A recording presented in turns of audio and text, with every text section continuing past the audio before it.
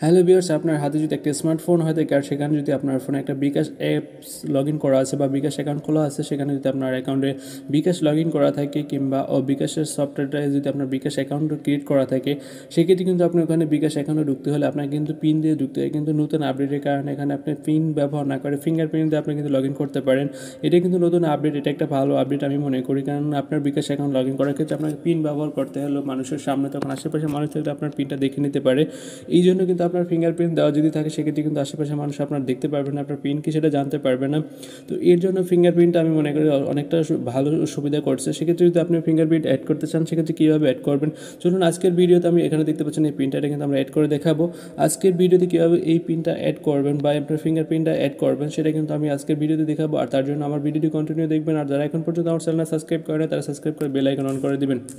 চলুন প্রথমে তো আমরা একটা বিকাশ ওপেন করবো। বিকাশ ওপেন করার পর কিন্তু আমাদের এরকম চলে আসবে। এখান থেকে যদি আপনার আপডেট না থাকে আপডেট করবেন, আমি এখন আপডেট করবো না, পরবর্তীতে আপডেট করব। এখানে দুটি অপশন আছে, একটি হয়েছে ফেস ফিঙ্গারপ্রিন্ট, দুটো অপশন থেকেই করা যায়। আমি এই ফিঙ্গারপ্রিন্টটা দেখাবো। এখানে ফিঙ্গারপ্রিন্ট দেখানোর জন্য আমরা এখানে ফিঙ্গারের যে অপশনটা আছে আমরা ফিঙ্গারের অপশনে টাচ করব। টাচ করার পর এখানে এরকম অপশন নিয়ে আসবে। এখানে আসার পর আপনি এখানে চাইলে পড়ে নিতে পারেন, এখানে কিছু না। তারপর আমরা এখানে নেক্সটে চলে আসবো। নেক্সটে আসার পর কিন্তু আমাদের এখানে এরকম অপশন দেবে। এখান থেকে আমরা যে কাজটি করবো, এখানে যে আমাদের বিকাশের যে পিন নাম্বারটা আছে সেই পিন নাম্বারটা দিব। আমি এখানে পিন নাম্বারটা দিলাম। পিন নম্বরটি দেওয়ার পর আমাদের যে কাজটি করবো, আমরা এখানে নিচে যে তীর বাটন আছে উপরে তীর বাটনের মতো আমরা এখানে টাচ করবো। টাচ করার পর কিন্তু আমাদের এখানে ফিঙ্গারপ্রিন্ট অপশন চলে আসবে। আর এখানে কিন্তু আমার স্ক্রিনটা ব্ল্যাক থাকতে পারে সেক্ষেত্রে, কারণ ফিঙ্গারপ্রিন্টের ক্ষেত্রে দেখা যাচ্ছে এখানে সেফটি প্রাইভেসির জন্য ব্ল্যাক থাকবে। তারপর আমি ফিঙ্গারপ্রিন্ট এখানে দেবো। ফিঙ্গারপ্রিন্টটা দেওয়ার পর কিন্তু আমাকে এরকম নিয়ে আসবে। এখানে লেখা আছে কংগ্রাচুলেশন, মানে আমি সাকসেসফুল হয়েছি, অভিনন্দন জানানো হচ্ছে। আমি এখানে ডানে ক্লিক করব। ক্লিক করার পর যদি আমি এখানে ফিঙ্গারপ্রিন্ট দিয়ে দেখতে পারবো, যদি আমি এখানে ফিঙ্গারপ্রিন্ট দিয়ে সেক্ষেত্রে কিন্তু আমাকে সরাসরি বিকাশ অ্যাকাউন্ট নিয়ে যাবে। তো আমি আবার এটাকে ফিঙ্গারপ্রিন্ট দিয়ে দেখাবো। দেখতে পাচ্ছেন আমি এখানে চলে এসেছি। এখানে আমি ফিঙ্গারপ্রিন্ট দেওয়ার জন্য আমি এখানে ফিঙ্গারের উপরে যে অপশনটা আছে সেখানে টাচ করবো। টাচ করার পর আমার ফিঙ্গারপ্রিন্ট চাইবে, আমি এখানে ফিঙ্গারের উপর টাচ করবো।